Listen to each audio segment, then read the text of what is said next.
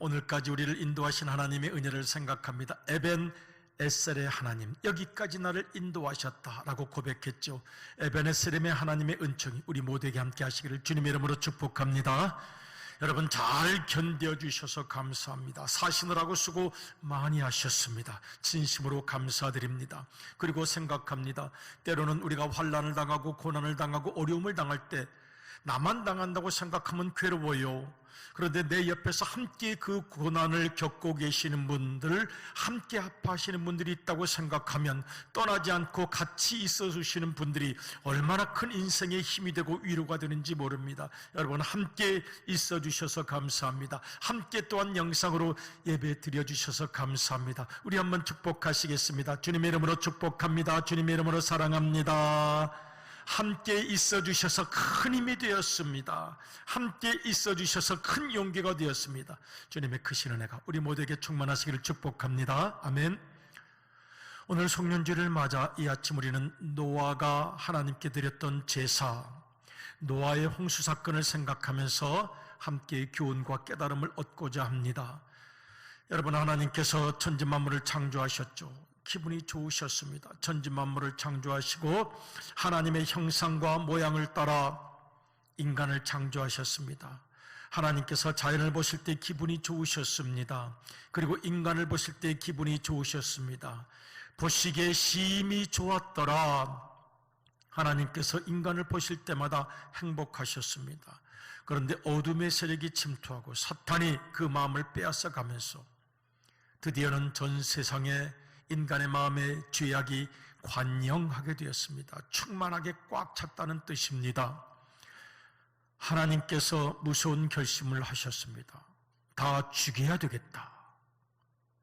다 죽여야 되겠다. 그리고 다 죽이셨습니다. 노아 홍수가 인류 최초의 심판이었습니다. 하나님의 공의는 인간의 죄악을 견딜 수가 없으셨던 것입니다. 그래서 결심하셨습니다. 다 죽이고 다 죽여야 되겠다. 그리고 새롭게 시작하셔야 되겠다 아마 생각하셨던 것 같습니다. 그리고 실제로 다 죽이셨습니다. 죄를 용납하실 수 없으셨으니까요. 그런데 노아와 그 가족들은 은혜를 입었습니다. 그들은 살아났습니다. 얼마나 남들보다 잘 살았기에 아마 노아의 마음에는 은혜라는 깊은 마음의 기도가, 감사의 고백이 있었을 것이라고 생각합니다. 노아가 600살 되던 해였습니다. 성경 말씀을 한번 보실까요? 노아가 600살 되던 해 둘째 달 2월 17일 40일 동안 비가 내렸습니다. 같이 한번 읽어보겠습니다. 시작. 노아가 600세 되던 해 둘째 달 곧 그 달 열일의 날이라. 그날에 큰 기품의 샘들이 터지며 하늘의 창문들이 열려 40지하를 비가 땅에 쏟아졌더라. 아멘. 전 지구를 저 홍수가 덮었습니다. 다 죽었습니다. 추억도 꿈도 사랑도 그들이 세웠던 문명도 그들이 그렇게 땀을 흘려서 모았던 재물도 다 죽어서 주인이 없게 되었고 썩게 되었고 황폐해지게 되었고 폐허만 남았습니다. 하나님께서 다 죽이셨습니다. 얼마나 그 방주 속에 있었을까요? 노아는 생각이 얼마나 많았을까요? 나는 왜 살아났을까? 아마 방주 속에서 1년 동안 많은 기도를 드렸을 것이라고 생각합니다. 비가 내린 건 40일이었는데 그 비가 전 우주를, 전 지구를 다 덮어버렸기 때문에 다 죽었고요. 그 물이 점점 사라지는 시간, 땅이 마르는 시간까지 하면 370일 정도 걸렸습니다. 1년이 넘은 것입니다. 한 달을 30일로 따지면 대홍수의 전체 기간은 370일이었고 더 정확하게 따진다면 홍수가 시작되기 일주일 전에 이 방주로 도피했기 때문에 전체 기간은 377일. 여러분 성경 퀴즈가 나오면 한번 이렇게 대답해 주셔도 좋겠습니다. 그리고 1년 만에 한 살 더 먹어서 601세 노아는 방주 밖으로 나오게 됩니다. 모든 것이 다 사라졌습니다. 그토록 친했던 사람들, 정을 나누었던 사람들, 때로는 미워했던 사람들, 때로는 함께 웃었던 사람들 다 죽었습니다. 사라졌습니다. 그가 그토록 땀을 흘려서 모았던 재물도, 건물도, 문명도, 역사도 다 죽었습니다. 다 사라졌습니다. 거기 서서 노아는 간절한 마음으로 제사를 드렸습니다. 우리 성경 말씀을 한번 읽어보도록 하겠습니다. 같이 읽어요. 시작. 노아가 여호와를 위하여 단을 쌓고 모든 정결한 짐승 중에서와 모든 정결한 새 중에서 취하여 번제로 단에 드렸더니 여호와께서 그 향기를 흠향하시고 그 중심에 이르시되 내가 다시는 사람으로 인하여 땅을 저주하지 아니하리니 이는 사람의 마음에 계획하는 바가 어려서부터 악함이라 내가 전에 행한 것 같이 모든 생물을 멸하지 아니하리니. 아멘.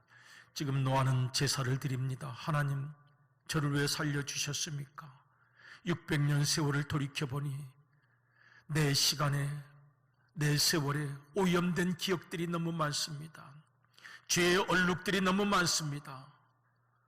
모든 범죄의 흔적들이 내 시간에 다 있습니다.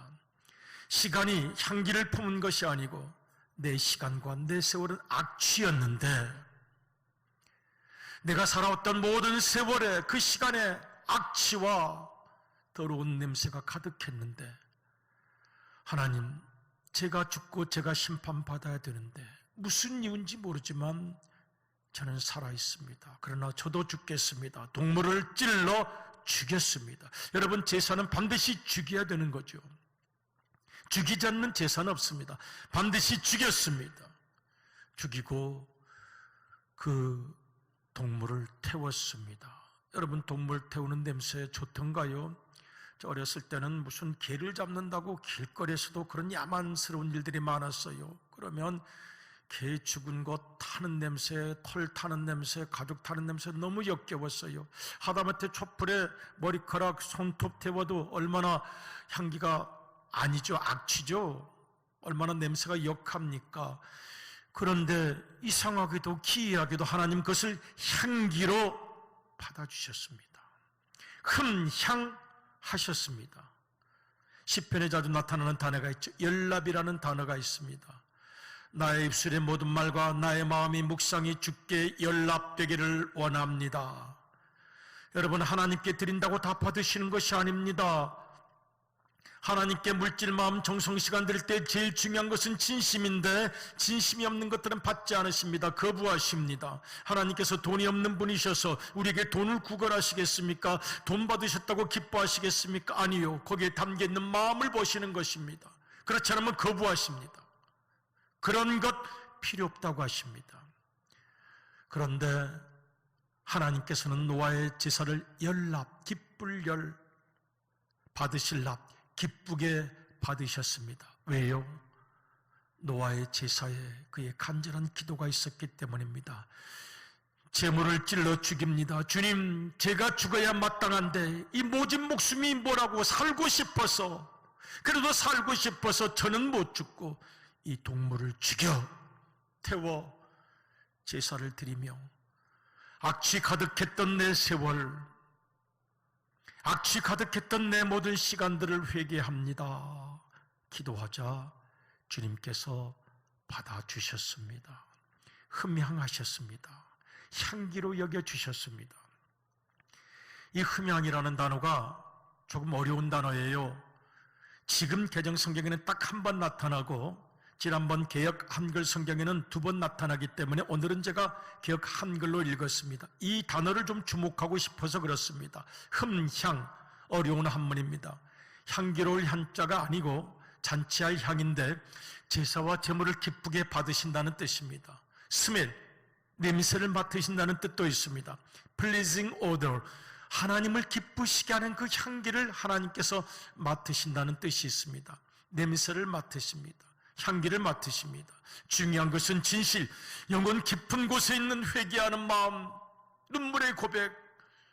주님, 어려서부터 생각하는 것이 악한 존재입니다. 약함이 악함이었고 악함이 곧 나의 약함이었습니다. 그러나 주님의 뜻대로 살기 원하는 마음만은 이 제물에 담아 드립니다 고백할 때 하나님께서는 그 제물을 향기로 받으시고 흠향하셨던 것입니다.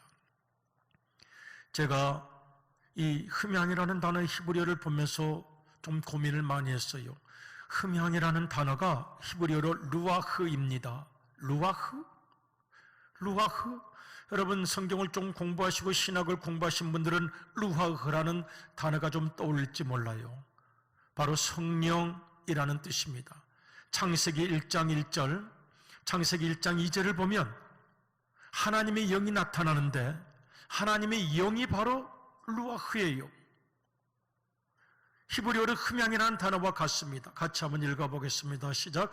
태초에 하나님이 천지를 창조하시니라. 땅이 혼돈하고 공허하며 흑암이 깊음 위에 있고 하나님의 영은 수면 위에 운행하시니라. 아멘. 땅이 혼돈하고 공허하며 흑암이 있다는 것, 우리 영적인 상태를 말하기도 합니다.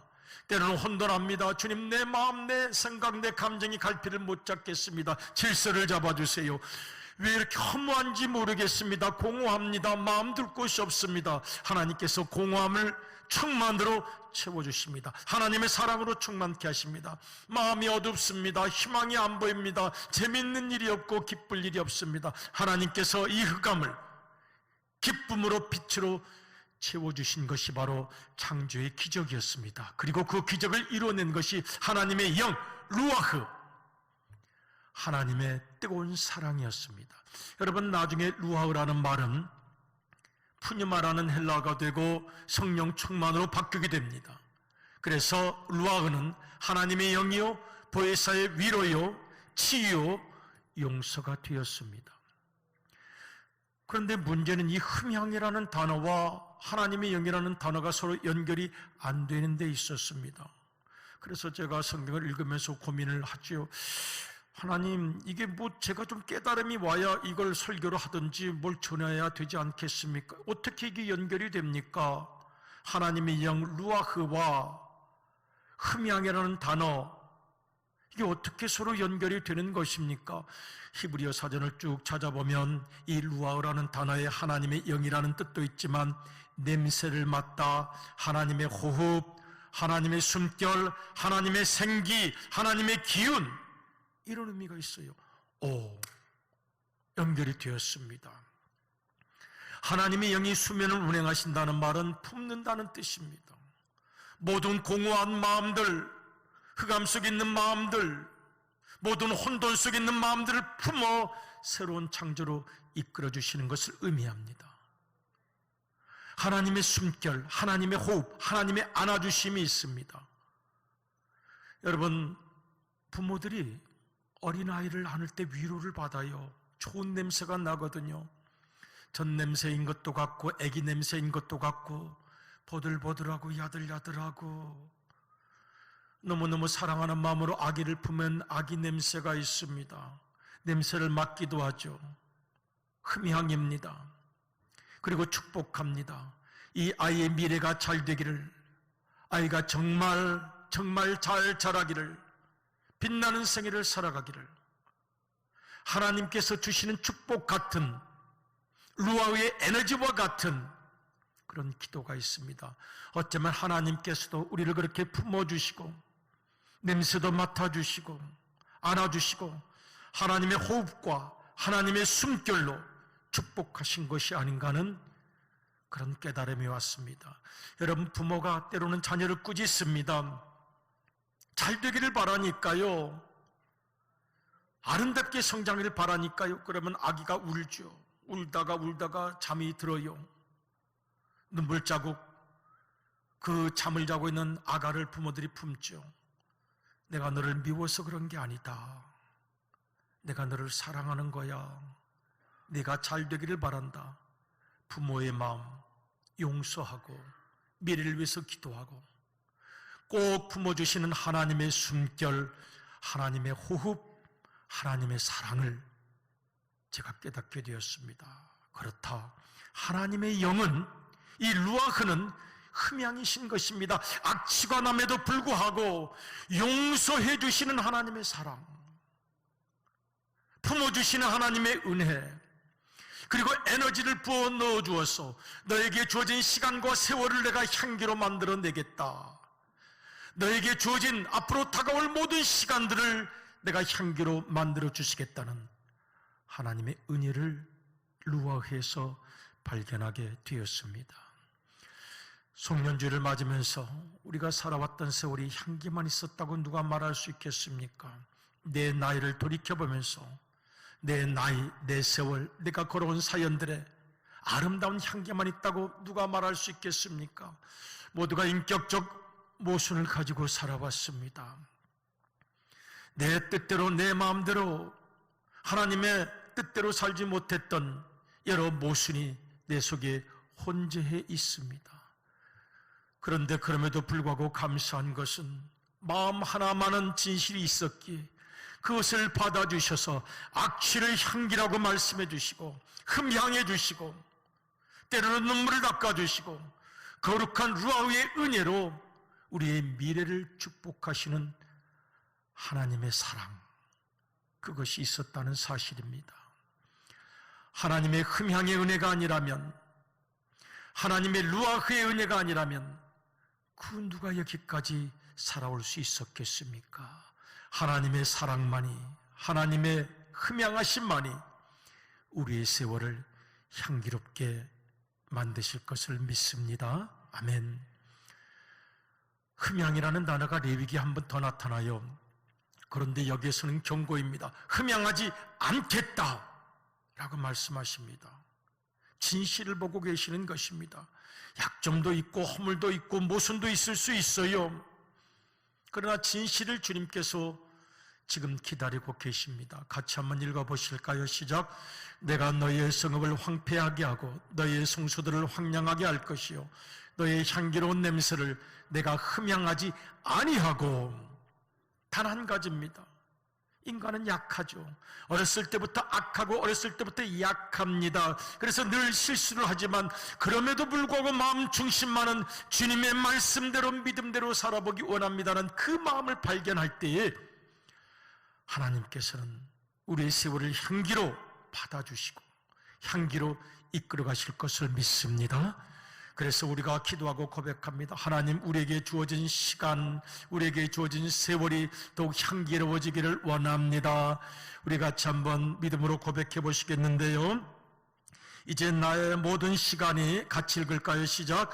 이제 나의 모든 시간이 향기로운 제물이 되게 하소서. 아멘. 우리에게 하나님께서 또다시 시간의 선물을 주실 것입니다. 기도합니다. 향기로운 제물이 되게 하시옵소서. 내 시간, 내 세월, 내 방향, 내 모든 것이 향기롭게 하시고 루아흐의 에너지와 생명력을 불어넣어 주셔서 모든 것을 치유하시는 은혜 가운데 아름다운 열매를 맺게 하옵소서. 우리가 기도할 때 주님께서 우리를 도와주실 줄로 믿습니다. 송년주를 맞이하며 함께 찬송하고 싶어요. 아침 해가 돋을 때 만물 신선하여라 함께 찬양하시는데요. 이 찬양을 부르시는 사이에 이 찬송이 내 제물이 되기를 원합니다. 진심이 담긴 제물이 되기를 원합니다. 제사가 되기를 원합니다. 주님께서 향기롭다 여겨주시고 흠향하시는 예물이 되기를 원합니다. 예물의 찬송이 되기를 원하고 기도가 되기를 원합니다. 주님께서 이 시간 우리를 도우실 것을 믿습니다. 아멘.